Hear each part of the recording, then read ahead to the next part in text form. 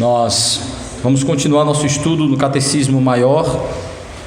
No boletim foi colocada a pergunta 78, mas nós trabalhamos na semana passada a pergunta 78. Houve um problema de comunicação na formulação aí do boletim, mas nós vamos continuar aí a partir da pergunta 79 e adiante aí, do 79 em diante. A partir da pergunta 79, nós ainda estamos vendo sobre a aplicação dos elementos da salvação no eleito. E dentro dessa formulação, os teólogos de Westminster trabalharam da seguinte forma: até a pergunta 78, eles trabalharam os elementos principais da salvação, pelo menos aqueles principais, porque são os primeiros a serem aplicados a nós. E por último, eles trabalham a questão da glorificação, que é a conclusão, o estágio final, né? A aplicação final da nossa redenção, que é a glorificação da alma quando nós morremos e do corpo quando ressuscitamos, quando formos ressuscitar. Então eles terminam aí falando sobre a morte, sobre a união do crente com Cristo, como se dá esta união a partir da morte, como se dará esta união a partir da ressurreição.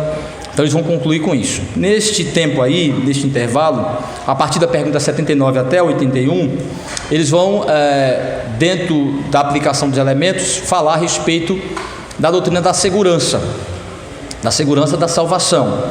Então, baseado nos elementos que já foram aplicados no coração do crente, que são aplicados inicialmente no eleito nesta vida, então eles trabalham o seguinte: que tipo de segurança, que tipo de garantia nós já temos em relação à nossa salvação, né? Mesmo que ela ainda não está concluída quanto à sua aplicação, mas concluída quanto à sua execução, quanto à sua realização como obra de Deus em Cristo. Mas quanto à sua aplicação, ainda não. Então, que garantias nós temos? Daí entra a doutrina da segurança, a doutrina da perseverança dos crentes. E nesse sentido, os teólogos de Westminster, eles trabalham dois conceitos importantes a respeito da perseverança dos santos, da preservação dos santos, que é a questão da segurança da salvação e da certeza da salvação. São duas coisas distintas, são duas coisas diferentes, apesar de correlacionadas. Então, são duas coisas diferentes. Uma coisa é a segurança da salvação, outra é a certeza dela. Quanto à segurança da salvação, estamos falando da garantia, do que é que garante, o que é que dá certeza, garantia, qual é a base garantidora de nossa salvação, o que é que assegura a nossa salvação, o que é que torna certa a nossa salvação. Então isso é a segurança, é o que é que garante realmente que somos salvos, qual é a garantia da salvação. Segundo é a convicção disso, a consciência disso, que é a certeza de salvação, o quanto eu tenho de convicção pessoal desta minha segurança.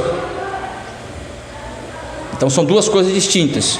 Porém, é importante dizer que todo crente tem segurança da salvação, mas nem todo crente tem certeza da sua salvação. Presta atenção, a segurança independe de minha convicção pessoal, ela depende de minha certeza. E nós vamos ver isso. Então isso fica bem claro dessas perguntas que nós vamos trabalhar agora. Então eles mostram que a segurança, por quê? Porque ela independe de mim, ela independe de algo feito em mim, ela é totalmente dependente da obra de Cristo. Então a segurança de minha salvação depende de elementos fora de mim, mas a certeza de minha salvação depende do quanto eu já fui convencido pelas Escrituras, e o quanto isso está forte e nítido em minha mente quanto à minha consciência de salvação. Nós vamos ver isso nessas perguntas, então, quanto à segurança da salvação e à certeza da salvação. Todo crente tem a segurança de sua salvação, todo crente pode ter a certeza de sua salvação, mas nem todo crente está consciente disso, está certo disso. Por isso a necessidade de continuar crescendo na palavra do Senhor, no conhecimento da palavra do Senhor. Então vamos lá, pergunta 79. A pergunta diz assim: os crentes verdadeiros não poderão cair do estado de graça em razão das suas imperfeições e das muitas tentações de pecados que os surpreendem? Nós vimos na pergunta passada que eles falam sobre a imperfeição da nossa santificação, que ainda ela não é perfeita, não por causa da obra em si, mas por causa de nós. Então ele pergunta: por causa disso, os crentes podem cair do seu estado de graça? Em outras palavras, pode perder a sua salvação? Aí a resposta: os crentes verdadeiros, em razão do amor imutável de Deus, do seu decreto e pacto de lhes dar a perseverança, da união inseparável entre eles e Cristo, da contínua intercessão de Cristo por eles, do Espírito e da semente de Deus que permanece neles, nunca poderão total e finalmente cair do estado de graça, mas são conservados pelo poder de Deus mediante a fé para a salvação. Então, pode o crente cair do seu estado de graça deliberadamente? Os teólogos westminster dizem: não podem. Isso significa que eles podem cair do estado de graça parcial e temporariamente, mas não deliberadamente. O que significa isso? Eles não podem perder sua salvação, não podem ser desconectados da graça salvadora de Deus absolutamente.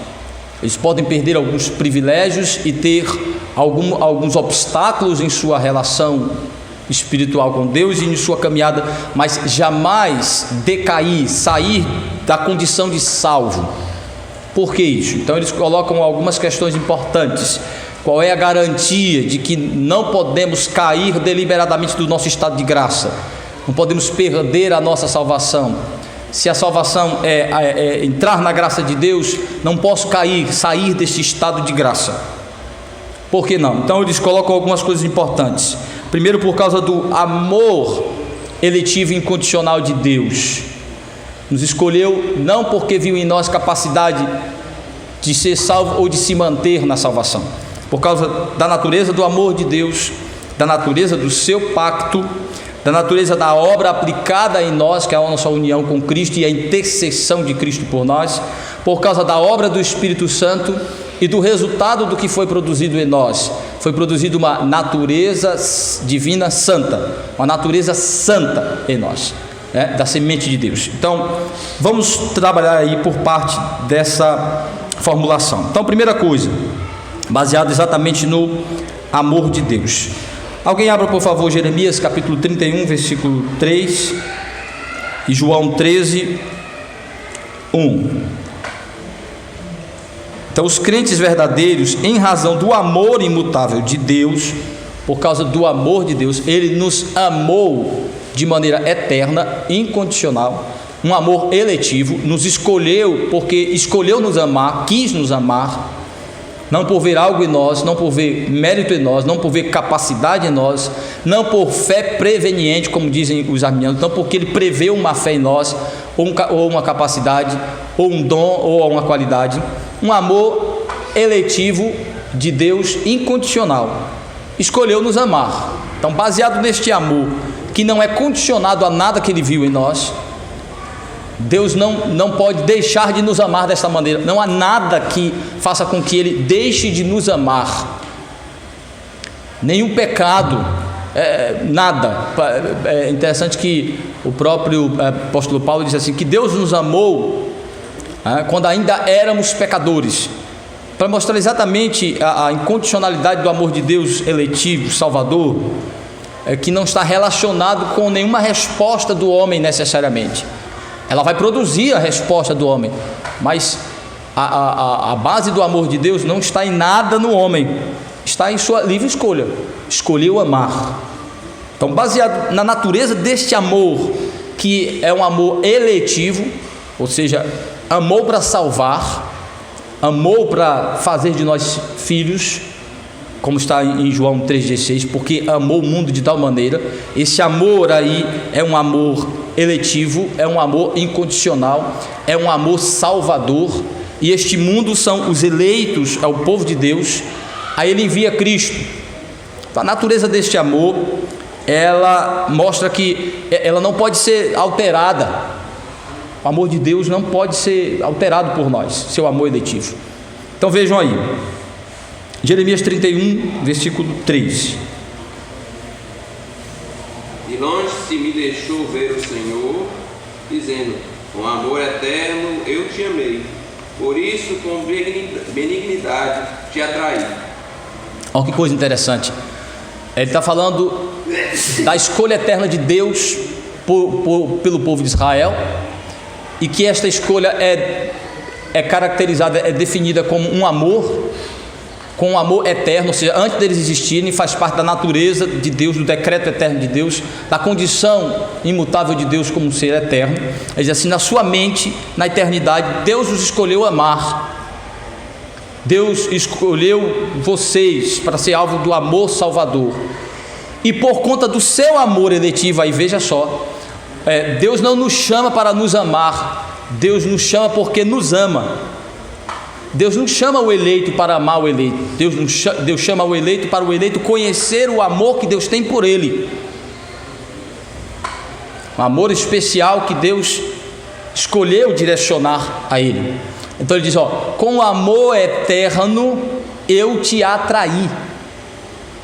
Então a formação, aí ele está falando especificamente do povo de Israel, a formação do povo, o chamado do povo de Israel. Ele diz assim: Deus atraiu este povo para si, chamou este povo para si, porque o havia escolhido para amar. Então, com o amor, o atrair com o meu amor, para conhecer este amor eletivo de Deus. Então, o que é a pregação do Evangelho? É Deus chamando os eleitos para conhecer o amor salvador eletivo que Deus tem pelos eleitos. Aí alguém me diz assim: então, pastor, não é errado eu começar dizendo que Deus ama o pecador? É errado. É errado. Este eleito vai conhecer o amor eletivo de Deus a partir do momento que o Espírito Santo convencê-lo disso, e então ele conhecerá o amor de Deus respondendo a este amor em fé. Então eu não posso, Deus não ama a todos, então eu não posso dizer indiscriminadamente a todos que Deus ama. Eu tenho que começar com o elemento que mostra a condição atual do eleito. Qual é a condição atual do eleito? Caído, pecador, corrupto. Então eu vou começar falando e como ele está, e aí eu vou concluir como ele se ficará e o que acontecerá com ele se crer em Cristo. Então, quando ele crê, o eleito, então ele toma consciência do amor de Deus por ele. Ele conhece o amor. Por isso que ele diz: com amor eu te atraí, eu te fiz conhecer, eu te chamei para tu conhecer o meu amor, tomar consciência do meu amor por ti. Então eu não posso sair dizendo indiscriminadamente que Deus ama o pecador. Deus não ama o pecador, Deus ama o eleito em Cristo. Aí é uma grande diferença, é uma diferença muito grande. Por isso que eu não começo falando deste amor, eu começo falando da condição caída do homem e como ele atrai estes pecadores para a sua graça salvadora, para que eles conheçam o amor salvador que Deus designou para os eleitos. Então, baseado neste amor eletivo de Deus, aí está a primeira base de nossa segurança. A segurança da salvação do povo de Deus se dá primeiro no amor eterno, eletivo, incondicional de Deus pelos eleitos. Aí vejam aí João 13, 1. Quem achou ler? Evangelho de João, capítulo 13, versículo 1.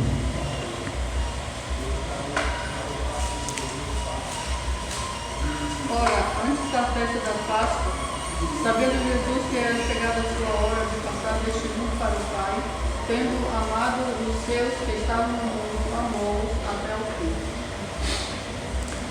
É interessante que João fala muito do amor de Deus pelo seu povo movendo-se em direção a eles, enviando Cristo. Aí agora ele enfatiza um ponto bem interessante, que é como Cristo, consciente do amor eletivo de Deus que o trouxe ao mundo, o leva para a cruz.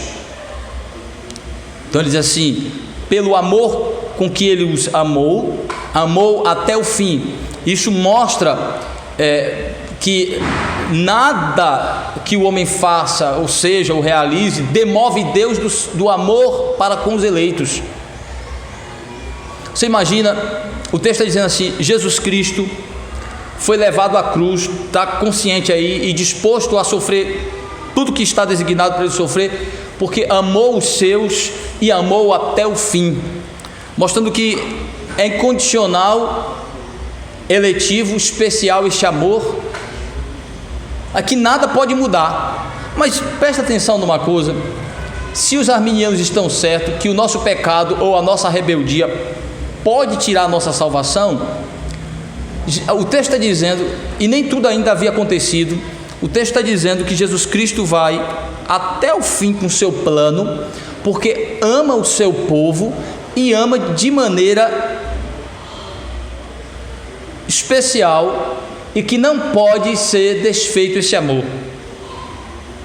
Mas veja só, muita coisa ainda vai acontecer aí depois desse texto. Judas vai trair, os discípulos vão abandonar Jesus, Pedro vai negá-lo, os discípulos vão ser incrédulos, não vão acreditar na ressurreição de Cristo, no testemunho que ele havia ressuscitado. Um monte de pecado e de situações aí, e de desprezo a Jesus, e de abandono a Jesus vai acontecer.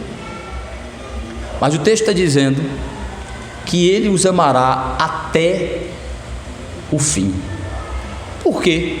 Porque é incondicional, que não está condicionado ao que eles fazem ou são, está condicionado ao querer soberano, à vontade soberana de Deus de fazer deles alvo e objeto do seu amor, que salva, exatamente, que salva pecadores. Então, este amor eletivo, especial, incondicional de Deus, incondicional em relação a nós, tá? Mas é condicional em relação a Cristo. O que significa isso, pastor? Deus nos ama a despeito e apesar de nós, mas por causa de Cristo. Então Deus não nos ama apesar de pecadores. Não, Deus nos ama em Cristo apesar de pecadores, a despeito de sermos pecadores. Por isso que esse amor é especial, por isso que esse amor é salvador, por isso que esse amor é eficaz e incondicional para nós. É igual dizer que a salvação é graça e misericórdia, é para chegar a nós, para ser aplicada a nós. A salvação para nós é misericórdia e graça, mas para Cristo é justiça, é preço pago, é justiça satisfeita, é dívida paga. Então para nós chega de graça, mas porque passa pelo pagador, passa pela base da justiça, que é Cristo. Então Deus nos amou, é tanto que toda vez que a Bíblia fala sobre a relação que Deus tem conosco, toda vez que Paulo fala sobre a relação que Deus tem com os eleitos, o amor que Deus tem pelos eleitos, as coisas que Deus faz pelos eleitos, ele sempre coloca Cristo como meio. Ele diz assim: nos amou em Cristo, nos predestinou em Cristo, nos fez seus filhos em Cristo, nos escolheu para sermos perfeitos e irrepreensíveis em Cristo. Paulo sempre coloca este condicional, em Cristo, porque essa é a base eletiva de Deus, essa é a base do amor de Deus por nós, da escolha, da eleição, da predestinação, Cristo. Então, o amor que Deus tem por nós é incondicional quanto a nós, mas é condicional quanto a Cristo como mediador. Por isso que eu não posso sair dizendo indiscriminadamente que Deus ama a todos. Deus ama aos eleitos em Cristo. Fora de Cristo, os homens não estão em relação amorosa com Deus, mas em litígio, em ira, Como diz João no capítulo 3, os que creem em Cristo têm a vida eterna, mas os que não creem em Cristo não têm a vida, e sobre ele permanece a ira de Deus. Então, em Cristo eu tenho o conhecimento do amor eletivo de Deus, de como Deus me amou no seu plano eterno, por isso enviou Jesus para morrer por mim, por isso mandou o Evangelho e o Espírito Santo para me chamar, para eu conhecer o amor especial de Deus em Cristo, ser transformado por esse amor e capacitado a responder este amor em amor a Deus e ao próximo. Então, este amor especial de Deus é em Cristo Jesus. Então, essa é a primeira base de nossa segurança de salvação. Porque eu tenho certeza, porque eu posso ter certeza, porque a segurança a salvação dos crentes é algo seguro. Primeiro, porque o que assegura a salvação do pecador é a escolha eterna de Deus, baseada em seu amor eletivo em Cristo. Deus o amou antes dele existir em Jesus, um amor perfeito e imutável. Ponto. Deus nunca deixa de nos amar. Por isso que Jesus Cristo, olha, se você for ligando as pontes, ligando as informações, você vai entender bem claramente. Quando Jesus Cristo falou com Pedro da queda dele, da desobediência futura dele, Jesus falou com Pedro como um pastor pastoreando sua ovelha. Jesus falou com Pedro como alguém que estava intercedendo por ele. Jesus falou com Pedro dando certezas de sua queda, mas também de sua restauração. Por que isso? Porque Pedro é apresentado por Cristo como um eleito, como alguém por quem Cristo veio morrer e interceder por ele. Jesus disse: Pedro, tu vai me negar, mas tu vai te converter. Quando tu te converteres, tu vai pastorear o meu rebanho, tu vai fazer a obra que eu te chamei para fazer. Por que ele disse isso? Porque a tua fé é sustentada por mim. Satanás pediu para te peneirar, para peneirar vocês, e ele vai peneirar, ele vai chacoalhar vocês, mas eu intercedi pela tua fé para que ela não seja destruída. Ela é abalada, que é a ideia de chacoalhar aí, mas ela não é destruída, desfeita, porque eu intercedi pela tua fé. O que está mostrando com isso? Que a base de toda a segurança da salvação de Pedro não está em Pedro, está em quem Cristo é para Pedro, baseado no amor de Deus por ele.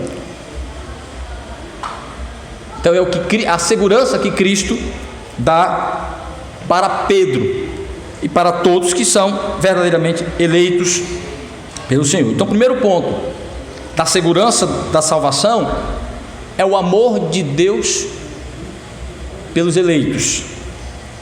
Continuando, ele diz: os crentes verdadeiros em razão do amor imutável de Deus, do seu decreto e pacto de lhes dar a perseverança.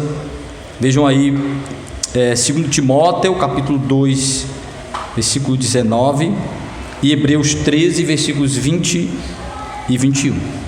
Então, o amor eletivo de Deus se estrutura dentro do pacto da graça, da promessa redentora do Senhor,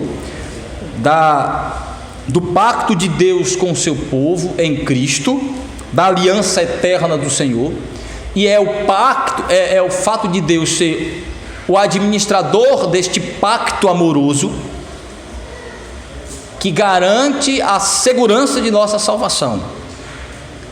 É interessante que algumas alianças do Antigo Testamento, todas as alianças, elas na realidade são fragmentos para ensinar o todo do pacto, da aliança da graça.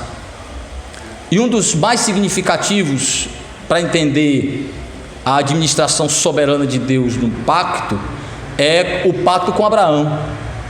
Quando Deus faz um pacto com Abraão, e Abraão é muito significativo, né? Considerado o pai da fé, o pai não só dos judeus, mas o pai de todos os crentes, o pai da fé. Quando o Senhor faz, não sei se vocês já leram o pacto de Deus com Abraão, tem uma hora que Deus faz uma cerimônia, um rito com Abraão, que era muito comum nos povos pagãos, aquilo acontecer nos povos pagãos, não da maneira como aconteceu com Deus e Abraão, mas os elementos principais era comum, de num pacto entre duas pessoas ou mais, elas pegarem um animal, cortar o animal, serrar este animal no meio, e as partes envolvidas passam no meio destas duas bandas de animais, um para um lado, outro para o outro.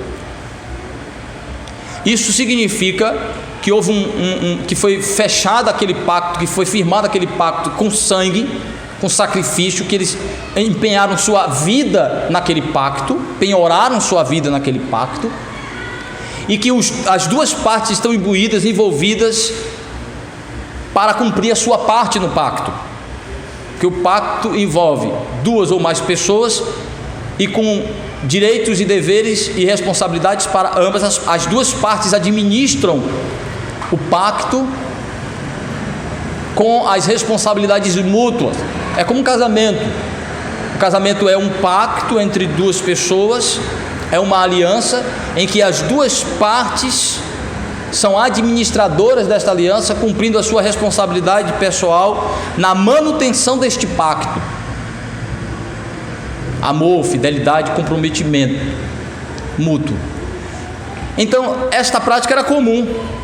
Só que Deus manda Abraão fazer da seguinte maneira: cortar os animais,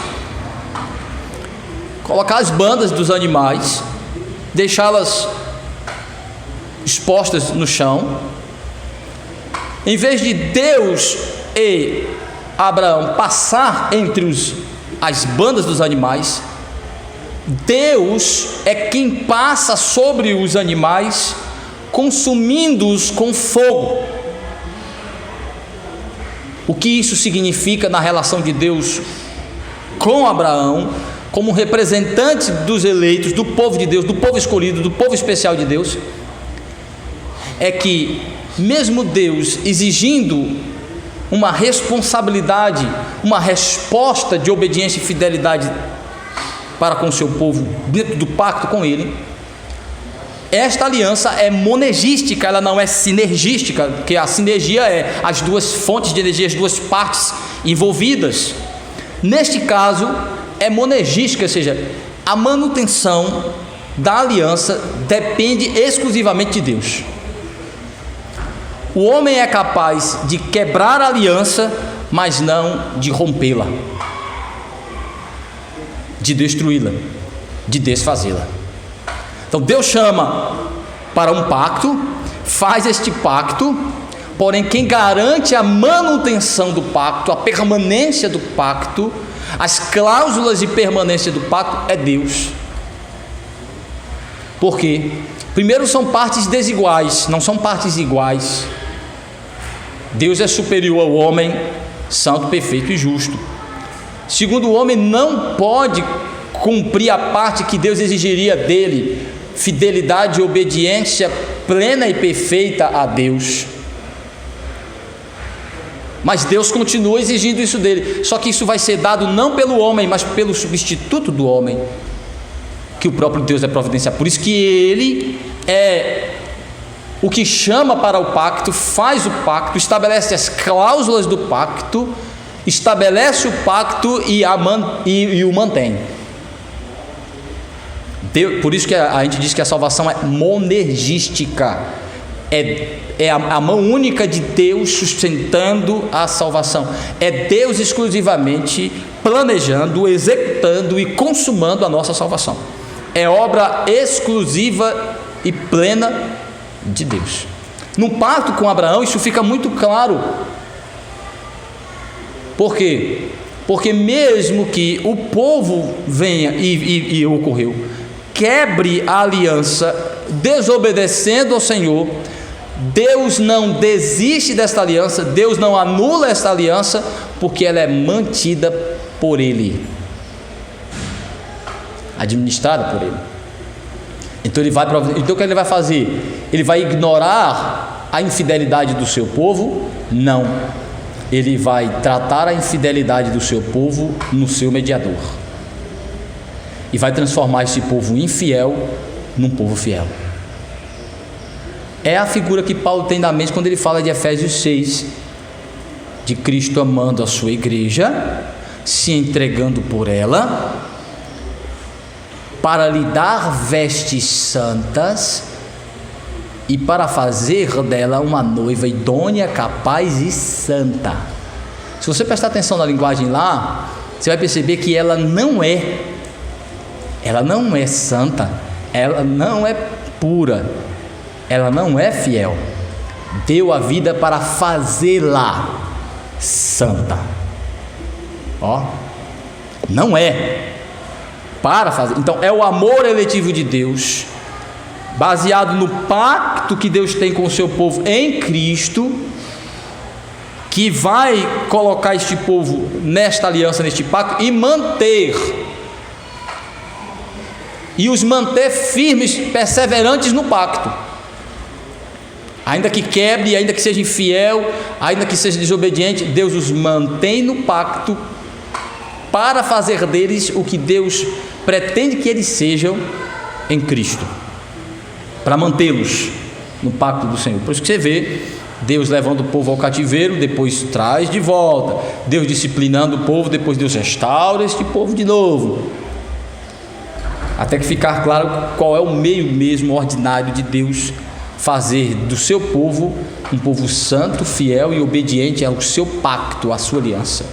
É a obra do Redentor colocada no coração deles, como nós estamos vendo aqui. Então veja aí, alguém abra por favor 2 Timóteo capítulo 2, versículo 19, e Hebreus 13, versículos 20 e 21. 2:19.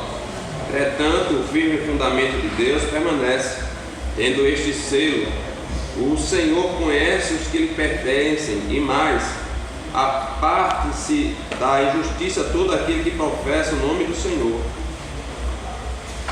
Muito bem. Ele dizendo, olha, Deus, a garantia é que Deus conhece os que são seus. É bem interessante isso, porque ele está mostrando de como todos estão ali pecando, manifestando sua rebeldia, mas ele diz, mas Deus conhece os que são seus, e eles vão se manifestar se afastando do que é pecaminoso, ou seja, ouvindo a repreensão e a disciplina de Deus e buscando o conserto de Deus. Deus não precisa do movimento deles para conhecê-los, Deus já os conhece por decreto eterno, por amor eterno, por plano eterno, por pacto e aliança eterna. Ele sabe quem são os dele, e os dele devem apartar-se do que é pecaminoso. Então, a evidência de quem somos se dá na santificação, mas Deus conhece quem somos, independentemente do nosso movimento. Nós nos mostramos para os homens quem somos, mas para Deus, quem somos já está nu e patente diante dos seus olhos pela sua escolha. Pela sua escolha. Ele sabe quem são os dele, quem são os seus eleitos, quem são os seus escolhidos. Deus, a gente se confunde, mas Deus não tem confusão nenhuma nele, nesse sentido, né? Então veja aí, Hebreus 13, versículos 20 e 21.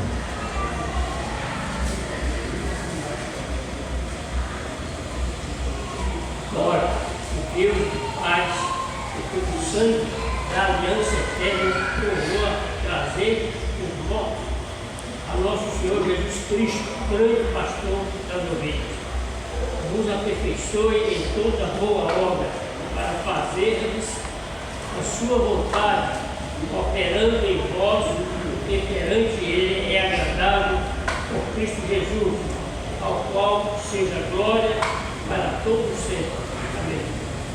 Amém. Mostrando a administração exclusiva, unilateral de Deus na nossa salvação, dizendo assim, aquele que vos escolheu, aquele que chamou vocês, aquele que quer planejou por vontade própria a salvação de vocês, Ele há de dar esta manutenção, há de chamar, há de fortalecer, há de trabalhar, tratar no coração de vocês em Cristo Jesus para fazer aquilo que Ele escolheu fazer, planejou fazer, mostrando que Ele é o administrador exclusivo desta aliança. Ela depende desta ação, desta manutenção. Em 2 Samuel, alguém abre aí 23, versículo 5. 2 Samuel 23, 5. Pastor, Sim. lá em Jeremias, a Bíblia de Genebra nos indica um texto para fazer a contraposição. Lá para Jeremias 16, verso 5, mais ou menos. E lá mostra o caráter do povo que se desviou do Deus, que agora está passando muitos dias venerando mortos, né? E que vai receber a penalidade do Senhor. Aqui em 2 Timóteo, a continuação vai falar de dois tipos de utensílios numa casa, a comparação entre aqueles que são utensílios para a honra e para a desonra. Porque muitas vezes os evangélicos em geral, né, vão falar, os arminianos, é que Deus escolhe o seu povo a partir do que Ele escolhe fazer. E os textos deixam um espaço para isso, para essa interpretação. Como combater essa interpretação a partir desses textos? Romanos capítulo 10, Paulo fala sobre a escolha de Deus para com os israelitas, e ele diz assim: teria Deus falhado quanto ao seu plano de salvar o povo escolhido? Aí Paulo diz assim: não, Deus não falhou, porque eu também sou israelita e muitos outros também são salvos, para que se confirme o princípio eletivo de Deus. Há um povo dentro do povo. Nem todo israelita é eleito para a salvação. Ponto. Nem todo filho de Abraão é predestinado para a salvação. Então há uma eleição dentro da eleição, há uma eleição geral do povo de Israel como um povo separado, especial, para aprender a respeito de Deus, e há dentro deste povo especial os predestinados para a salvação. Então aqueles que respondem dentro de Israel com atitude de rebeldia, desobediência para com o Senhor, e estes não são restaurados, mas destruídos, são os preteridos dentro da igreja, os ímpios dentro da igreja. Então há um povo, Paulo diz, há um povo dentro do povo, há um povo eleito dentro do povo eleito, há um povo eleito para a salvação dentro do povo eleito para ser separado do mundo, para ouvir o evangelho. Paulo diz: nem todo israelita é judeu de verdade, mas o que é filho de Abraão pela fé, como Abraão é filho de Deus, então pela fé. Então ele diz, nem todo israelita. Então quando você olha para o Antigo Testamento e vê Deus falando numa linguagem de punição e destruição a um grupo dentro de Israel, que parece que ele está simplesmente respondendo à rebeldia deles, é na realidade o juízo de Deus vindo sobre os preteridos dentro de Israel, dentro da igreja, para confirmar os seus. Então a disciplina de Israel, ela tinha dois objetivos: de punir os falsos e confirmar os verdadeiros, destruir os preteridos e confirmar os eleitos na salvação. É o mesmo que acontece em Corinto quando há abstenção. Sim, Paulo diz assim: é melhor que tenha, para que os verdadeiros se manifestem. Então assim, qual é a diferença? Todo pecador, até o crente, desobedece. Como é que eu vou diferenciar o verdadeiro do falso? Como é que você diferencia em Israel o verdadeiro judeu do falso, o eleito do não eleito? É a maneira como Deus o trata e a maneira como ele responde a este tratamento. Eu já falei isso aqui. É muito bem representada essa dicotomia Israel, essa realidade de duas sementes dentro de Israel, dois povos dentro de Israel, os preteridos e os eleitos, com a figura, é bem interessante, né? Como é que Israel, como é que a nação de Israel começa?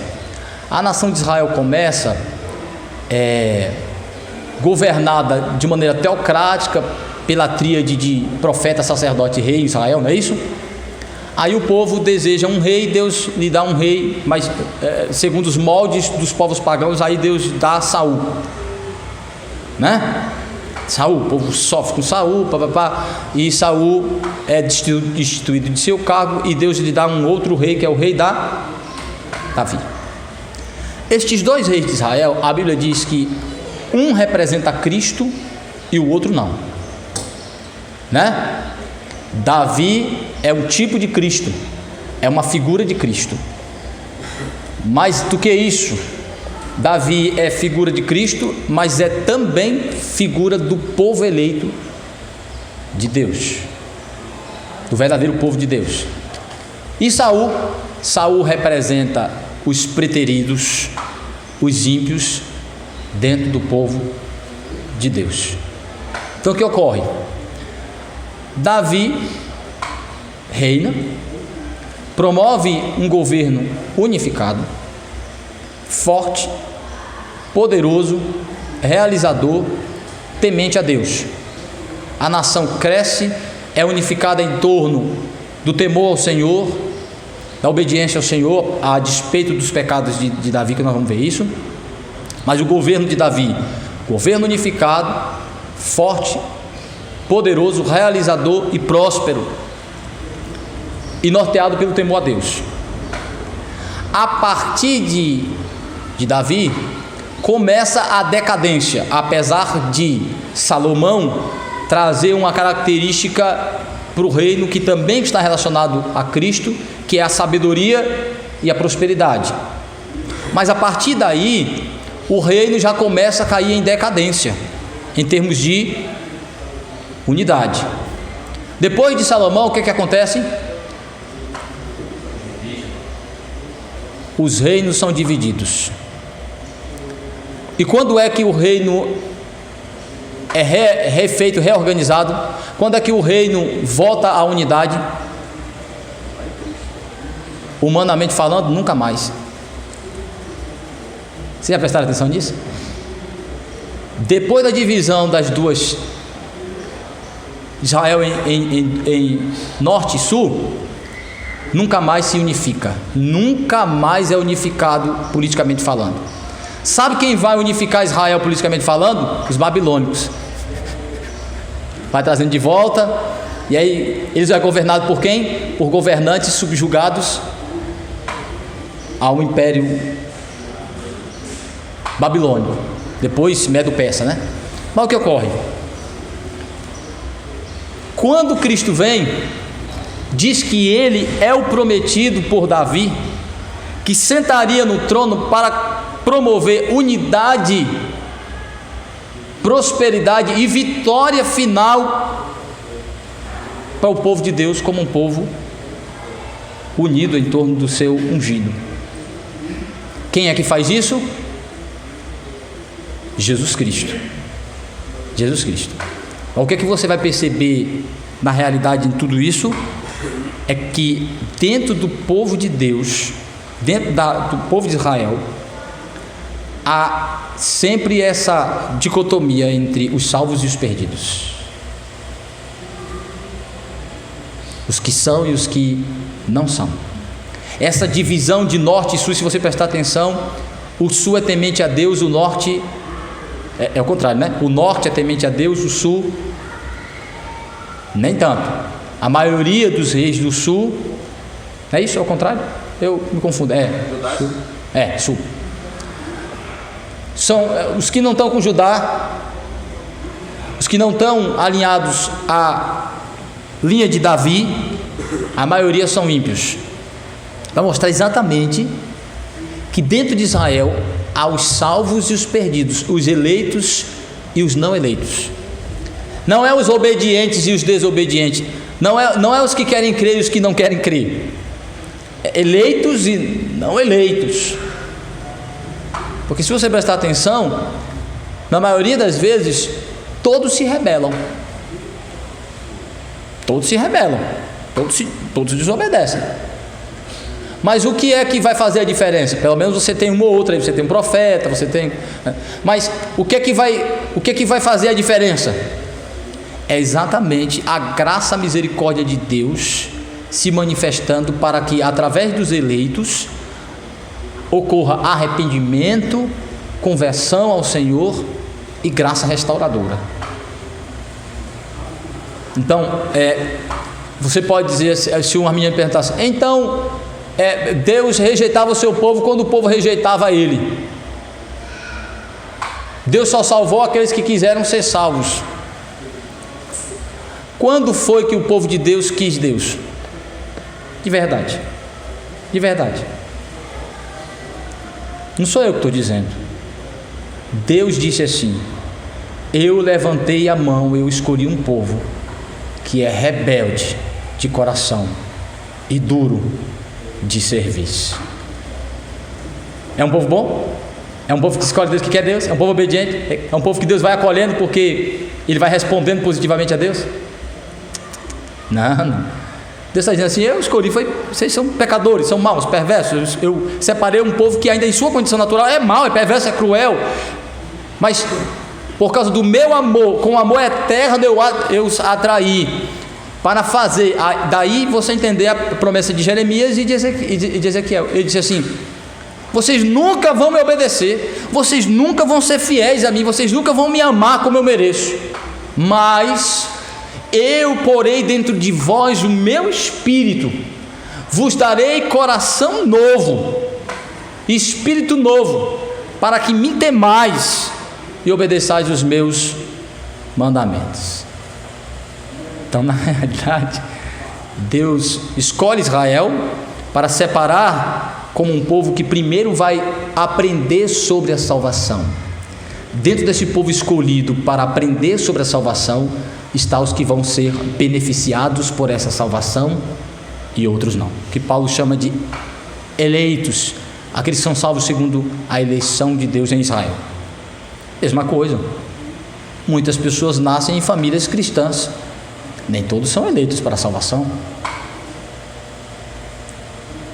O fato de ser um filho de crente não está garantida a salvação dele, ou está? Não, é o princípio eletivo de Deus. É óbvio que dentro da doutrina do pacto a gente entende que a probabilidade dos filhos dos crentes serem eleitos para a salvação é muito maior do que não o ser, mas nem todo filho de crente é eleito para a salvação, ponto. Então o que ocorre aí? A ideia de que a resposta de Deus, que o tratamento de Deus é necessariamente uma resposta para com o seu povo, a ação é reação para com a ação do seu povo, em parte é uma reação, mas uma reação predeterminada por Deus, condicionada por Deus, certo? E não determinante. O que significa isso? Deus não vai responder positivamente necessariamente só quando o povo for positivo em obediência a Deus.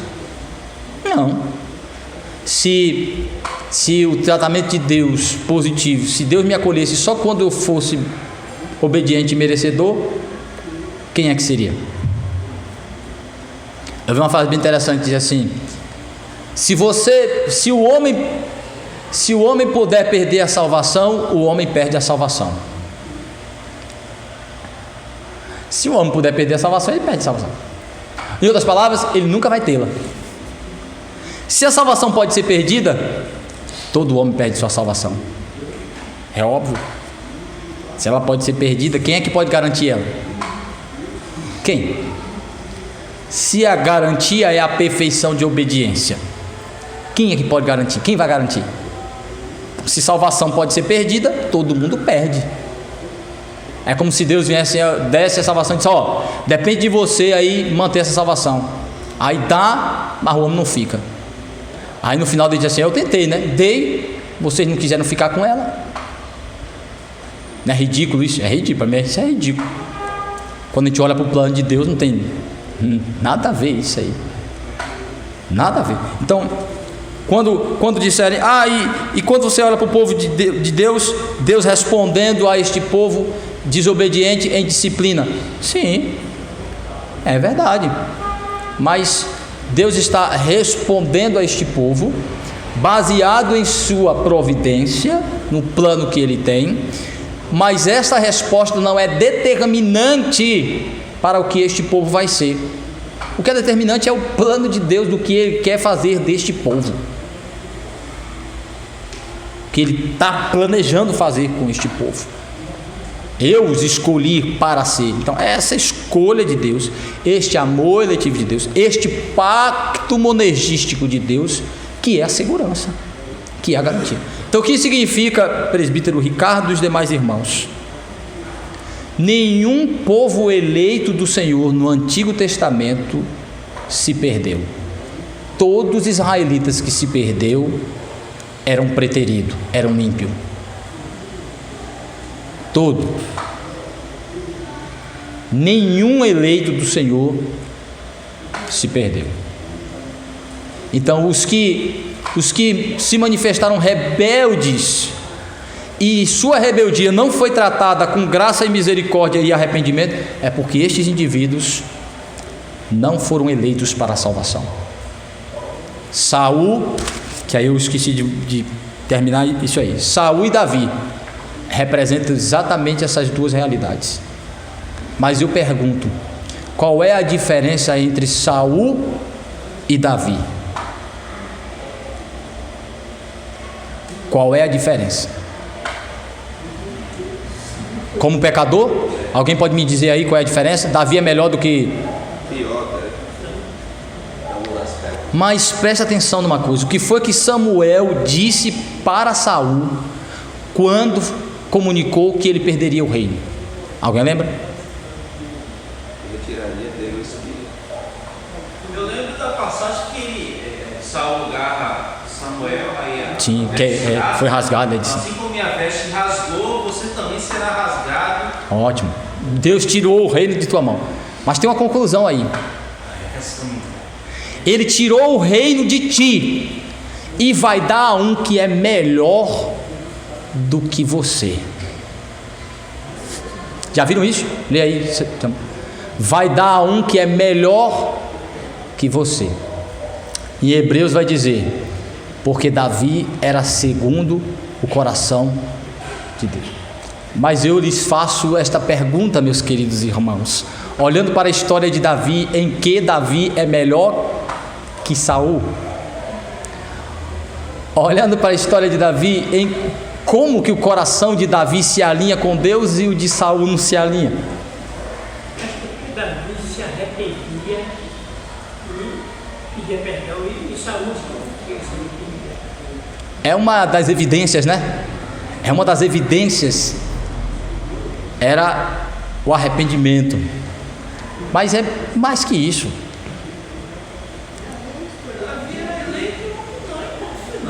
Davi é eleito e ponto final. E é baseado em Cristo que ele está dizendo que ele é melhor. Seu coração é segundo Deus porque é convertido a Deus. Aí é bom. Porque Deus inclina seu coração para Ele. Daí vinham os sinais deste coração alinhado com Deus. Quais os sinais? Salmo 32, Salmo 51. Davi se descreve lá como uma pessoa boa? Não. Mas como um homem humilhado diante de Deus. Como alguém que se humilha diante do Senhor e reconhece a necessidade da graça e da misericórdia de Deus e de um mediador para a sua vida. Bem-aventurado é aquele cujo pecado é coberto, cujas iniquidades são perdoadas, os pecados são cobertos. Qual é a diferença de Saul para Davi? Davi eleito para a salvação, predestinado para a salvação, e unido a Cristo por uma justiça antecipada para ele, que se manifesta no seu temor, na sua humildade e na sua humilhação diante de Deus. Um dos maiores sinais do eleito é a humilhação diante da palavra do Senhor. Há dois eventos que ilustram muito bem isso: a confrontação de Saul com a palavra e a confrontação de Davi. Quando Samuel confronta Saul com a palavra, Saul, rebelde, desobediente, cheio de justiça, de autojustiça, de autodefesa, quando ouve que vai perder o reino, aí diz: agora eu quero que Deus tenha misericórdia de mim. Davi, assim que houve duro, cometeu pecado horrendo, assim que houve a confrontação da palavra de Deus, o que é que ele faz? Pequei contra o Senhor, que Ele não me mate, nem tire de mim o seu espírito. Logo tomou consciência de sua miséria, indignidade e merecimento de condenação.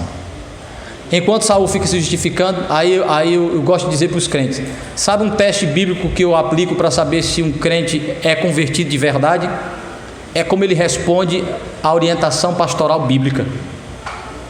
Meu irmão, Jesus disse que suas ovelhas ouvem sua voz. Jesus disse que quem é de Deus ouve a voz de Deus. Então peca, comete pecados horrendos, mas no devido tempo a graça de Deus vem com a confrontação com a palavra e o quebranta diante do seu, humilha, o joga no chão, e ele cai estribuchado, clamando por misericórdia. Um coração segundo Deus, um coração inclinado para Deus, um coração sensível ao tratamento de Deus. Essa é a diferença. Sim. Pastor, eu tenho muita dificuldade com esse texto, com essa relação. Não no sentido de aceitar que Davi é eleito, mas essa interpretação de que Davi, ao ser interpelado, ele reconhece que pecou contra o Senhor e que Samuel não teria feito. Saul. Só que o capítulo, o texto que narra essa história de Saul, ele fala também no versículo 24 do capítulo 15, o Saul fala para Samuel: pequei, pois transgredi o mandamento do Senhor e as tuas palavras. Agora, pois te rogo, perdoa-me o meu pecado. O discurso é interessante. Agora só falta uma coisa: você tinha que voltar o texto um pouquinho mais. Quando foi que ele falou isso? E já era a segunda vez que fazia coisa igual. Quando Samuel foi falar com ele, lembrando do que Deus tinha dito, ou seja, confrontação com a palavra. Quando Samuel foi falar com ele, dizendo: não fizeste o que Deus te ordenaste, ele disse: fiz sim, fiz. Aí o que é que Samuel diz? E por que este balido de animal que eu estou ouvindo? Aí o que é que ele diz? Não, é porque o povo é o seguinte: Deus mandou matar os bichos, não foi? Mas quando chegou lá, a gente viu aqueles bichos bonitos, gordo, cevado, e disse assim: Deus não se agrada de sacrifícios, Deus não gosta do melhor, Deus não disse que tinha que ser perfeito, animal, cevado, gordo, bonito. Então o que foi que eu fiz? Eu deixei o povo pegar os bichos, os melhores, e ainda pensei assim: vai agradar a Deus, o povo não vai sacrificar, todo sábado o povo não sacrifica o Senhor, para ofertar a Deus. Aí vem a célebre frase de Samuel: do que Deus se agrada, Samuel? De sacrifício, Saul, de sacrifícios, ou de que se obedeça a sua palavra? É melhor obedecer do que sacrificar. Até aí Saul está se justificando. O rei foi preservado, animais foram preservados. Quando Deus disse: mate todos, não deixe ninguém, de criança, de senhoras, de idoso, de bicho, não deixe nada nessa terra, é o meu juízo sobre aquela terra, destrua ela. Saul, ímpio, estrategista, e pensando em se manter no seu posto, fez conchavo com o rei, mantendo ele vivo, porque isso traria depois uma aliança política e seria um ponto positivo para pactos posteriores. Deixa o rei vivo, atende o povo, porque ele mantém amarra por um lado com alianças políticas, mantendo o rei vivo. Segundo, ele cai na graça do povo, deixando o povo trazer espólios da guerra, trazer o melhor dos inimigos,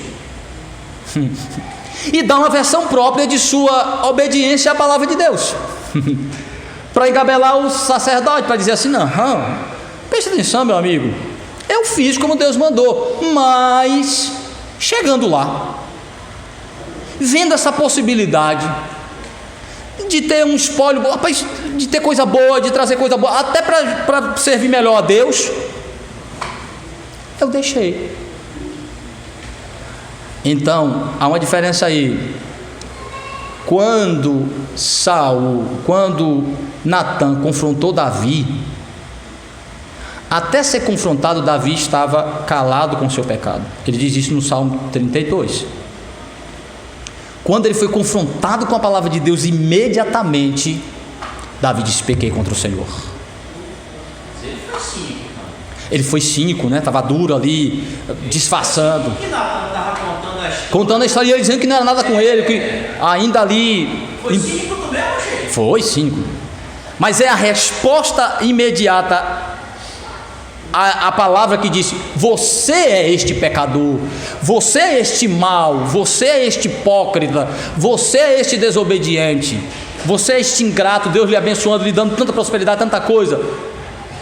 Nesta hora em que a palavra é dirigida e confrontada diretamente a ele, o que é que Davi faz? Se desmonta. Pequei contra o Senhor e se submete à disciplina de Deus. Clamo que ele não me mate, que eu não morra, que ele tenha misericórdia de mim. E aí você percebe que Davi se submete à exortação e ao tratamento do Senhor, e se humilha dizendo: eu pequei. Quando ele é confrontado com a palavra do Senhor, quanto ao seu pecado de transgredir a palavra de Deus. Saul, bem interessante você prestar atenção. Saul, primeiro, ele não trata Deus como Deus pessoal, ele não dá nenhum indício de temor e respeito a Deus. É tanto que quando ele fala de Deus, ele fala como alguém distante dele. Ele diz a Samuel: vamos adorar o teu Deus, vamos sacrificar ao teu Deus. Ele não tem identificação, ele não tem comunhão, ele não tem temor pessoal a Deus. Qual é o temor de Saul? De perder os privilégios que ele havia conquistado. Daí falou de um arrependimento verdadeiro, mas natural. Do que ele estava arrependido? De ter feito algo errado que lhe trouxe prejuízo, não de ter ofendido a Deus. Esta é a grande diferença do verdadeiro crente para o falso crente. O falso crente, ele pede perdão por causa da consciência ferida dos danos que os seus erros causam a ele e às pessoas. O crente verdadeiro pede perdão por causa da ofensa a Deus. Essa é a diferença. Porque desobedeceu a Deus, a sua palavra, porque foi infiel ao seu Senhor, ao seu Deus. Olha Saul, se você voltar o texto aí, quando é que ele diz essas palavras que você citou? É depois, quando Samuel diz: Deus tirou o reino de ti, porque fostes desobediente, ele tirou o reino de você. Aí ele diz, chorando: perdoe-me, pequei contra o Senhor, vamos pegar um sacrifício, um animal, vamos sacrificar ali para Deus me perdoar, pequei contra o Senhor. Aí ele usa a linguagem de crente, aí ele usa a linguagem de arrependido. Por quê? Porque foi dito que ele ia perder tudo. Então, se você olhar, as palavras são até parecidas, o comportamento é até parecido, mas se você olhar, a resposta é a coisas diferentes. O que faz Davi ser um exemplo de crente É sua resposta à palavra de Deus lhe confrontando. Sim, minha irmã.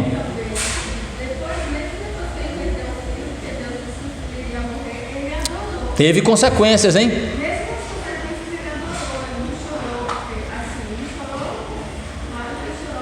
Ou dizendo assim, porque Deus fez isso, né? Murmurando.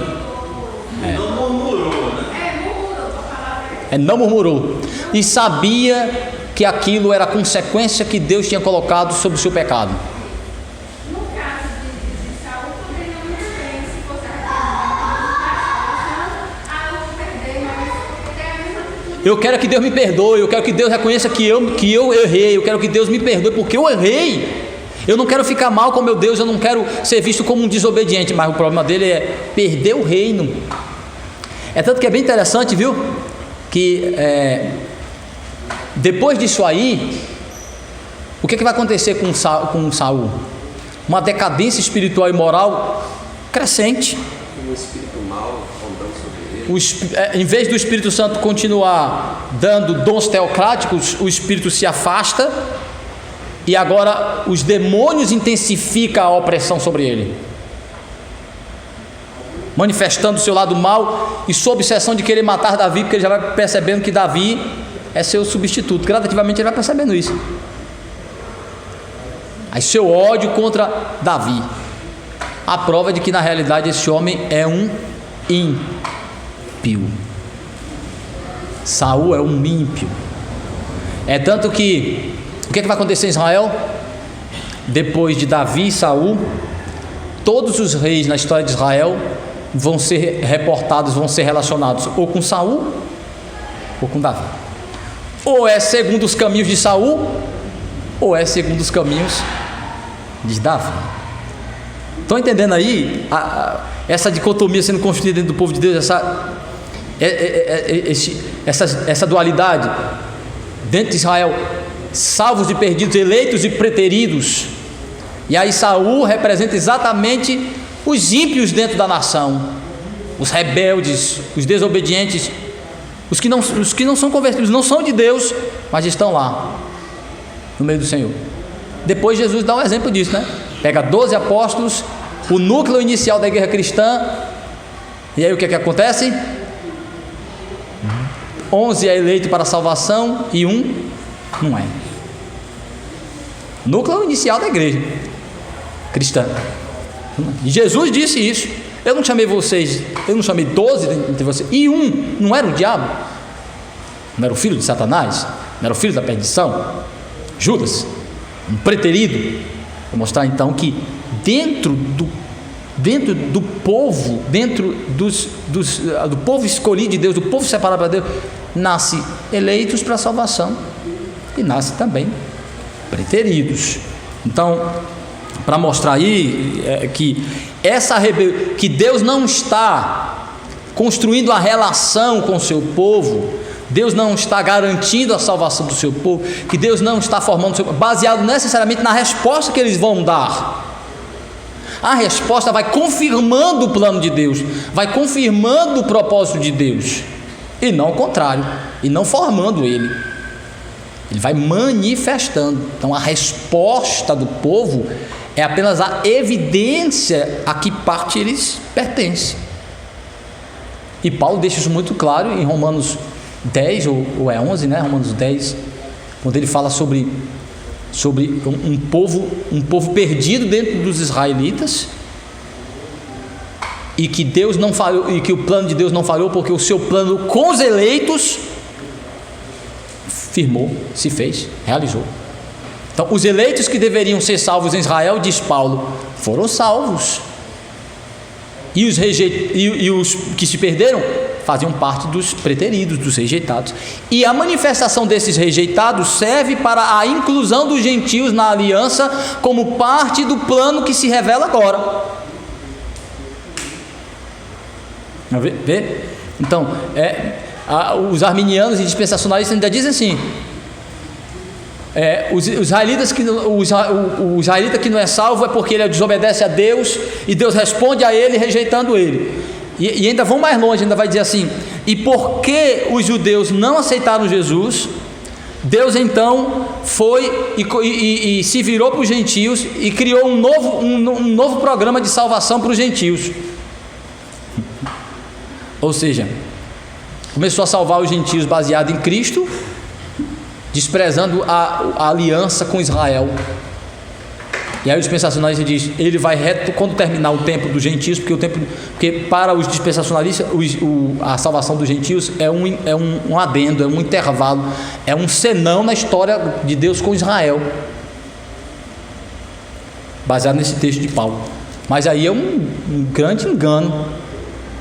Apesar de Paulo dizer que a rebeldia de Israel serve para manifestar a introdução dos gentios, mas é apenas a manifestação de como o plano de Deus se executaria,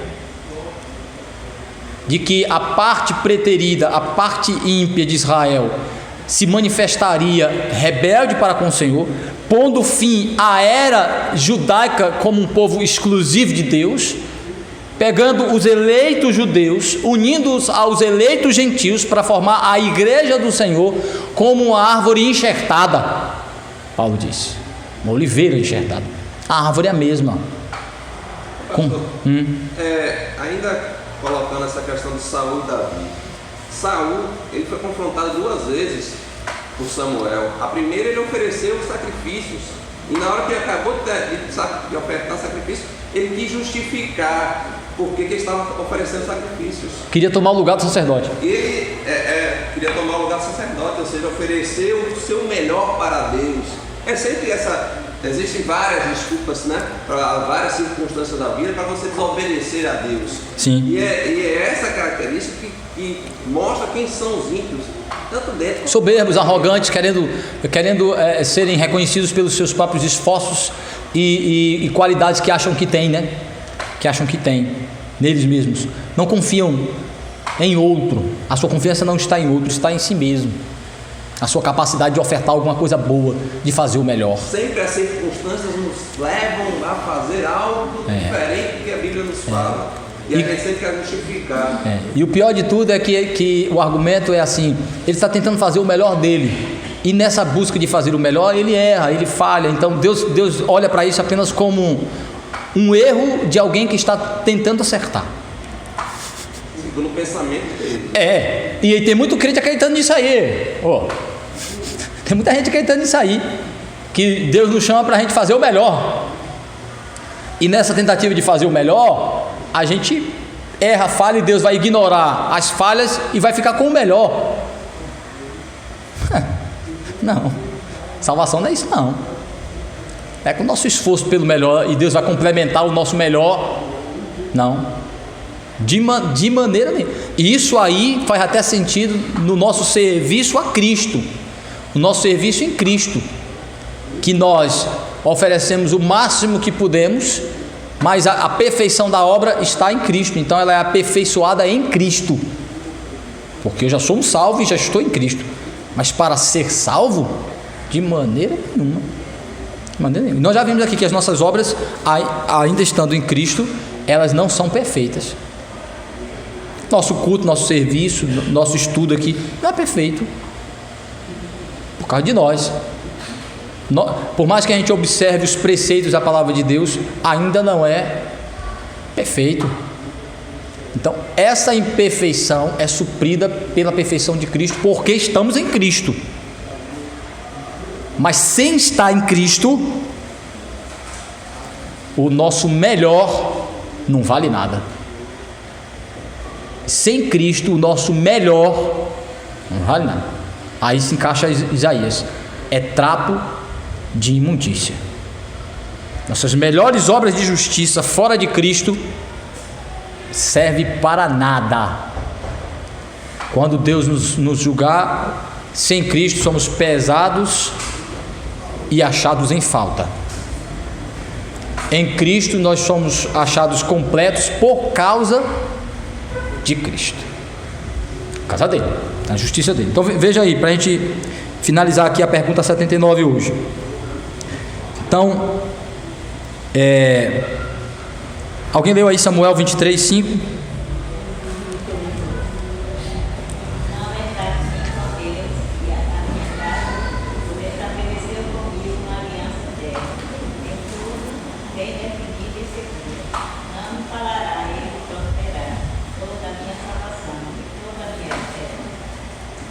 Então, ele está mostrando que Deus fez um... É bem interessante, sempre quando vai falar da aliança de Deus, vai dizer que ela é eterna. Então, isso significa que ela não pode ser desfeita no tempo. Ela é para permanecer para sempre. É uma aliança, é um pacto indestrutível. É para permanecer para sempre. É da natureza de Deus, ele é eterno. Não pode ser desfeito. Por que não pode ser desfeito? Porque é mantido por Deus, é garantido pelo que Deus faz. Certo? Então aí veja o seguinte. Então por que alguns israelitas se perdem? Porque nem todo israelita está dentro do pacto salvador de Deus, da aliança eterna de Deus de salvação. Os que estão não se perdem de jeito nenhum. Então existe um aspecto singular de Israel como uma nação especial, eleita para ser um povo separado para aprender sobre Deus. E dentro desse aspecto de um povo separado para aprender sobre Deus, estão eleitos para ser salvos e preteridos. Esse é o ponto. Os eleitos para serem salvos fazem parte da aliança eterna de Deus, o pacto eterno de Deus. Então ele diz assim, porque o teu pacto é eterno. Daí alguns israelitas realmente têm essa dificuldade de entender ao longo da história de Israel.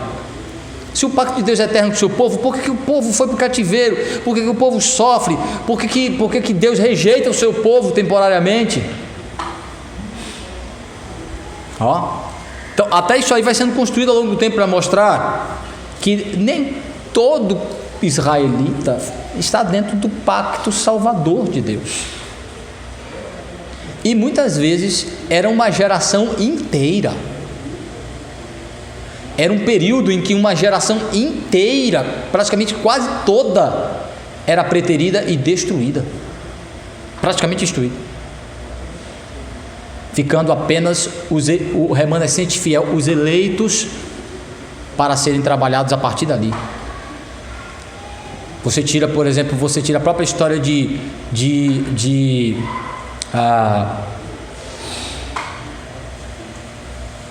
do povo de Deus em Jericó, né?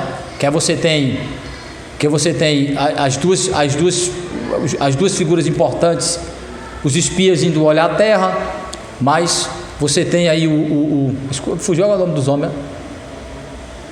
Me ajude aí, sim, Josué e Caleb, né? Josué e Caleb destoando da maioria, e são apresentados ali como os únicos que entram na terra prometida, e são descritos como os únicos que naquele contexto creram nas promessas de Deus. Creram, mostra que naquele contexto específico, e aí que depois vai ser dito, o Salmo vai dizer que aqueles que morrem ali, morrem porque manifestaram sua rebeldia, sua incredulidade contra Deus, mostrando que aquela geração, aquele povo específico ali, em sua maioria preteridos, ímpios, perversos, maus, não predestinados para a salvação, manifestam sua incredulidade mesmo, deliberada. Então vejam, para mostrar que o que segura a salvação do povo de Deus é o pacto, é a aliança eterna de Deus, o que faz perseverar. É o plano de Deus, é o pacto de Deus com seu povo em Cristo. Em Cristo. E é exatamente por causa deste pacto, Deus nos une a Cristo. É nossa união com Cristo que é uma das bases garantidoras de nossa segurança de salvação. Vejam aí, 1 Coríntios 1, versículos 8 e 9. 1 Coríntios 1, versículo 8 e 9. O qual também vos confirmará até o fim, para sermos irrepreensíveis no dia do nosso Senhor Jesus Cristo. Fiel é Deus, pelo qual fosse chamados à comunhão de seu Filho, Jesus Cristo, nosso Senhor. Ah, que coisa linda! Ele está dizendo assim: olha, vocês têm que chegar diante de Deus perfeitos, sem falha, sem pecado, sem desobediência. Mas como é que isso pode ser? Como é que isso vai ser garantido? Ele diz assim: vocês vão chegar perfeitos e irrepreensíveis diante de Deus, porque Deus vai fazê-los assim, porque os uniu ao seu Filho. É nossa união com Cristo que garante a perfeição final de nossa condição. Se vocês chegarão perfeitos, serão garantidos, seguros de que chegarão perfeitos diante de Deus. Por quê? Porque Deus os uniu ao seu Filho. É a nossa união mística com Cristo, nossa união espiritual com Cristo, que garante a perfeição que precisamos para estar diante de Deus. Já vimos isso na justificação e vimos isso na santificação. E a glorificação é o estágio final, é o elemento final, é a cereja do bolo, que ocorre na alma na morte e o corpo na ressurreição. Então ele diz assim: Deus garantirá a chegada de vocês em perfeição diante dele, porque os uniu a Cristo. Então a união com Cristo é a nossa segurança. Veja que Deus aí, veja que o texto aí não cria nenhuma dúvida, insegurança, incerteza ou condicionamento fora de Cristo. Veja que quando se trata do homem, o termo aí é incondicional. Aí ele diz assim: não depende do que vocês vão fazer, não depende de como vocês vão viver, não depende do que vocês precisam fazer, vocês vão chegar perfeitos diante de Deus. E qual é a garantia que o Escritor Sagrado dá disso? Porque vocês estão unidos a Cristo. A única dúvida que é colocada nas Escrituras sobre a segurança da salvação, esqueci agora o texto, não era para eu ter esquecido, mas semana que vem eu trago, é 1 ou 2 Coríntios. A única dúvida que é colocada pelo apóstolo Paulo. A única dúvida quanto à segurança da salvação é colocada por Paulo, e ele diz assim, aí ele vai falando uma série de coisas relacionadas à segurança em Cristo, aí ele diz assim: mas se é que estáis em Cristo de fato e de verdade. É Coríntios, se eu não estou enganando. Se é que vocês estão em Cristo de verdade. Então qual é a dúvida? A única insegurança para alguém é se ele não estiver em Cristo. É a dúvida se está ou não em Cristo. Daí a segurança não é questionada, mas a certeza é questionada. Para reforçar o fato que tem colocado aí a respeito dos israelitas lá no deserto, o capítulo 10 de Coríntios vai falar justamente sobre essa questão de que 23 mil morreram apenas no dia. Sim. E que muitos morreram no deserto pelas víboras. E ele vai terminar essa linha de pensamento com o verso 13 do capítulo 10 de Coríntios. Primeira: não vos sobreveio tentação que não fosse humana, mas Deus é fiel e não permitirá que sejais tentados além das vossas forças. Pelo contrário, juntamente com a tentação vos proverá livramento, de sorte que a possais suportar. Mas isso aqui não fala de salvação, fala lá de santificação. De santificação. Mas é para mostrar que mesmo a queda deste indivíduo não é uma queda para o seu fim ou destituído da relação com Deus. Porque ele assim, é exatamente essa ideia de que é uma tentação que pode ser superada e que mesmo que ele caia, ele é resgatado, porque é Deus quem sustenta ele. Porque, qual é essa ideia de suportar? De ter uma fé que não se esvainece, essa eu não quero mais ser crente, sabe? Isso não existe no eleito. A fé acabou, eu não tenho mais fé em Deus. Isso não existe no eleito. Então ele está dizendo assim, por isso que Jesus disse para Pedro: eu intercedi para que tua fé não esmorecesse, não esvaecesse, não se perdesse. Você vai ter dúvidas, você vai cair, você vai ter danos graves, mas você não vai perder sua fé. Sim.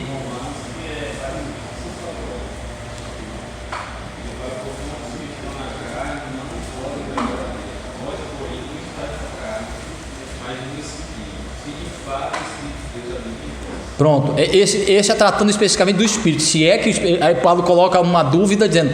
Pastor, eu acho que é capítulo 13 de 2 Coríntios. Ó, eu acho que está mais perto aí.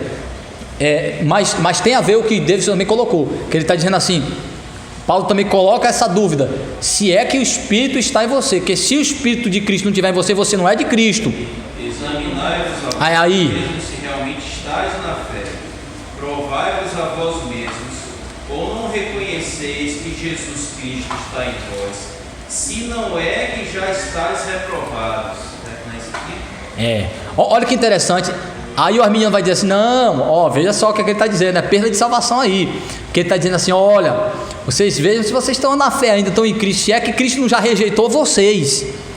Então, qual é a ideia dele de rejeitar? É rejeitar depois de estabelecer uma relação com esse indivíduo, e esse indivíduo se mostrar rebelde, desobediente, infiel a Cristo, aí Cristo diz assim, eu não quero mais saber de você.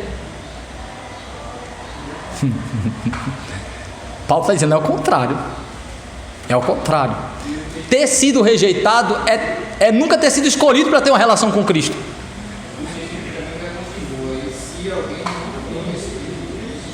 Não é de Cristo. Então, esta rejeição aí é uma rejeição de escolha, de eleição. Não é uma rejeição resultante da relação. A Cristo se relacionou com ele se mostrou rebelde, desobediente, infiel a Cristo. Aí Cristo disse, também eu não quero mais saber de você não. Ô pastor, lá em Mateus 7, Jesus está alertando os discípulos para os falsos profetas. Sim, Os falsos profetas. E aí ele usa a metáfora dos frutos, né? Sim. Você não vai tirar uva de mangueira. Sim. Não lembro agora. Será que esse provai-vos a vós mesmos? Será que os nossos frutos estão condizentes com aquilo que a gente de fato tem? Com certeza. Não será não, é isso aí mesmo. Que nós vamos entrar quando o catecismo fala exatamente sobre segurança de salvação, sobre a certeza, ele vai dizer que nós devemos buscar a evidência de que árvore somos, olhando para os sinais da presença de Cristo. E Paulo está dizendo isso. Cadê Cristo em vocês? Vocês estão percebendo a presença de Cristo em vocês? Tem sinais. E aí nós vamos mostrar que há uma diferença entre detectar os sinais de uma vida com Cristo e se basear em segurança em relação a sentimentos. É diferente. Quais são as bases erradas de segurança? O legalismo, que é a moralidade, o moralismo, é um indivíduo que se sente seguro, garante a sua segurança e salvação, depende do que ele faz, de seu esforço, de sua obra moral, né? De seus feitos, de suas ações, de sua obediência à lei e de sua obra moral. Essa é uma falsa segurança. Garantir a segurança da salvação baseado nos seus atos, na sua obediência, isso é falso. Certo? Um outro é o formalismo ou o modalismo, aqueles que confiam, a sua segurança está nas cerimônias, nos ritos. Eu sou presbiteriano, eu cumpro os ritos presbiterianos, aí é a minha segurança de salvação. Sou católico, nasci católico. Garantir segurança baseado em fórmulas, em ritos, em modos. Isso é errado. Isso é uma falsa segurança. Outro é a segurança emotiva. São os apaixonados, aqueles que se sentem seguros pelo que sentem. Eu sou apaixonado por Deus. Aí quando ele se sente assim, quando ele vê aquelas coisas, aquele fogo, aquelas paixões assim, aí ele se sente seguro. Quando ele não sente nada, na pregação ele não sente calafrio, na música ele não sente mexer com ele, aí você pode estar em pecado. Não é possível, Jesus já deve ter me abandonado há muito tempo, eu devo estar no inferno, porque não está sentindo nada. Segurança não pode se dar, a segurança da salvação não se baseia em sentir algo, nas paixões, no calafrio, apesar de que a fé produz sentimentos reais, sim, mas a minha segurança não pode estar firmada em o que eu sinto. Como por exemplo, algumas pessoas dizem assim: Rapaz, eu me sinto bem numa igreja quando eu sinto a presença de Deus. Rapaz, você precisa tomar cuidado com isso. Porque a presença de Deus nem sempre é sentida. Geralmente não é sentida. A presença de Deus não é para ser sentida, é para ser crida. Você tem que crer que Deus está aqui presente, mesmo que não tenha sentido nada. Porque o que você sente não determina se Ele está ou não. É o que Ele diz: eu estarei no vosso meio. Então, a fé na promessa de Deus é que me dá certeza de que, ainda que eu não tenha sentido nada com sua presença poderosa, Ele está aqui e devo temê-lo e respeitá-lo. Muitas vezes sua presença será sentida, sim, mas minha segurança não se baseia no que eu sinto. Cuidado com a segurança baseada em paixões, em sentimentos. A segurança do crente é isso que nós estamos vendo aqui. A segurança da salvação se baseia no amor eletivo de Deus, no pacto de Deus pelo seu povo, se baseia exatamente na união com Cristo, na presença do Espírito Santo na vida do crente e nas evidências de uma vida transformada, os frutos, pelo Senhor. Isso é minha segurança. É aí que está a minha segurança. É isso que segura a minha salvação. Aí veja aí, para a gente terminar aqui, que semana que vem a gente entra na questão da certeza dessa segurança. Eu estou seguro, mas nem sempre eu tenho certeza disso. Posso ter, mas posso também não ter. Mas vamos lá. Hebreus, alguém abre Hebreus 7, 25, Lucas 22, 32. 7, 25. Por isso também pode salvar totalmente os que por ele se chegam a Deus, vivendo sempre para interceder por eles. Então, além de estarmos unidos a Cristo e receber os benefícios de sua obra, somos beneficiados por uma constante intercessão. Já vimos sobre isso aqui, sobre a intercessão de Cristo. Ele está intercedendo com o objetivo de manutenção da nossa vida espiritual, da nossa salvação. Então, qual é a segurança? Deus me escolheu, enviou Jesus, me uniu a Cristo e Cristo continua sustentando minha vida. Intercessão contínua de Cristo. Isso é minha segurança. O Deus triuno trabalhando em prol de minha salvação. Essa é a garantia, essa é a segurança. Olha o perigo de acreditar na perda de salvação.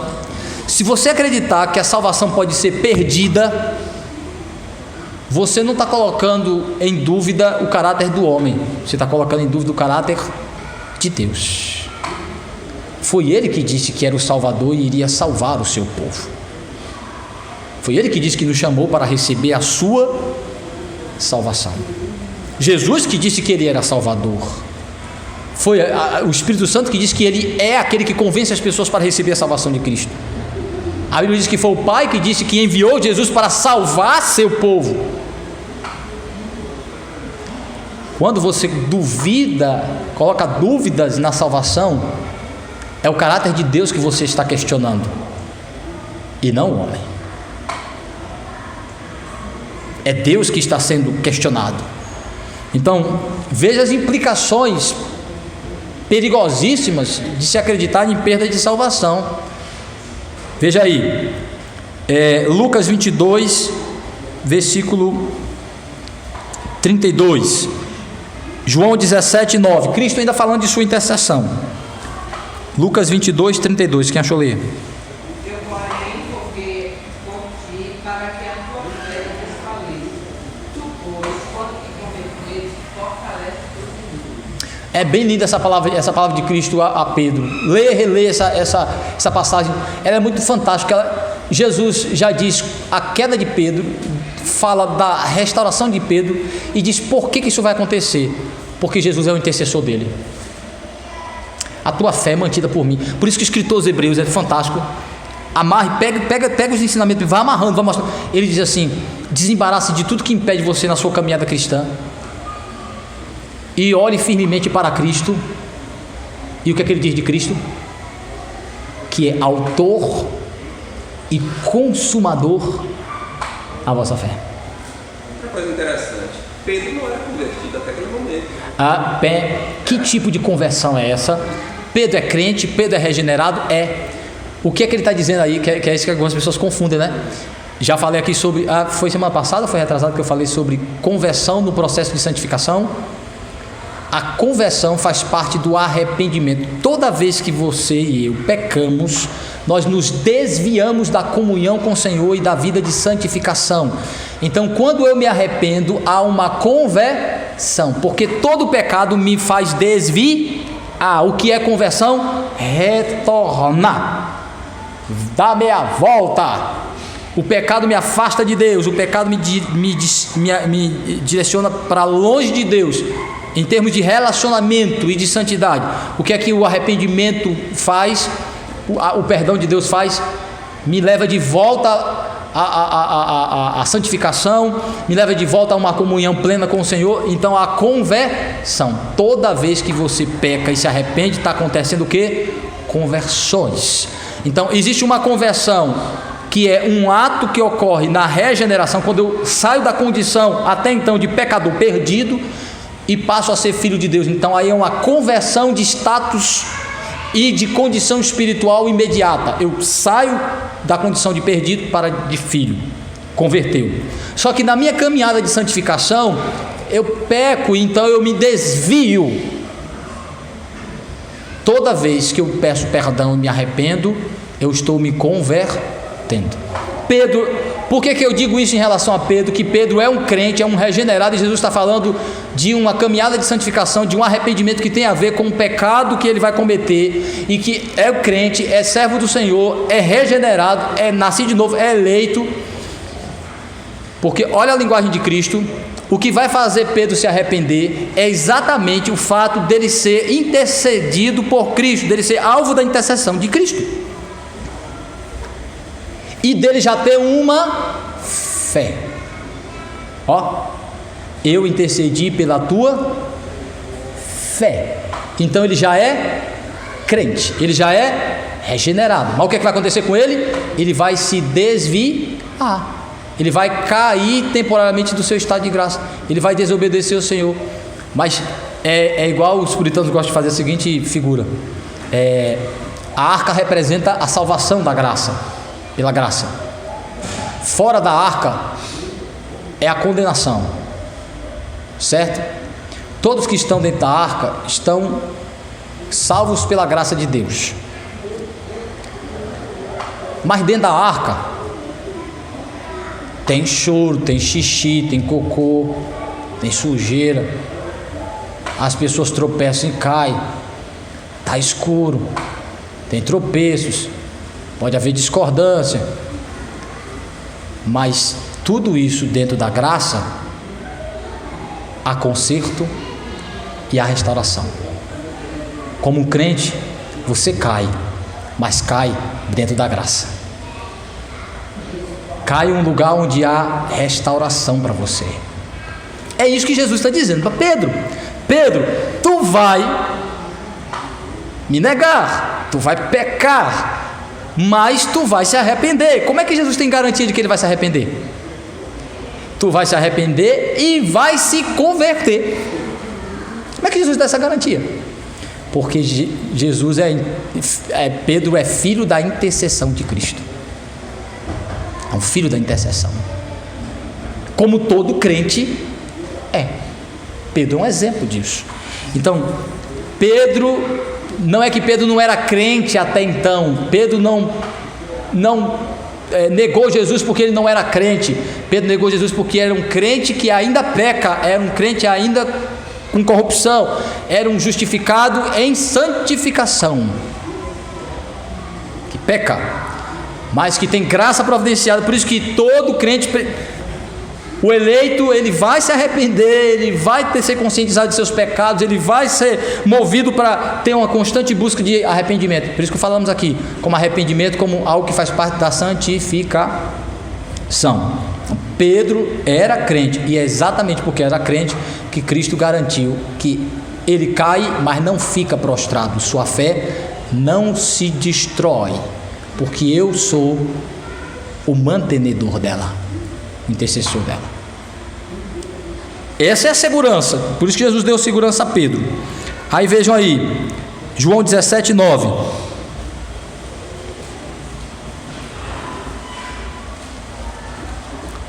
A gente vai finalizar aqui. Semana que vem a gente continua, que esse tema está interligado nessas três perguntas.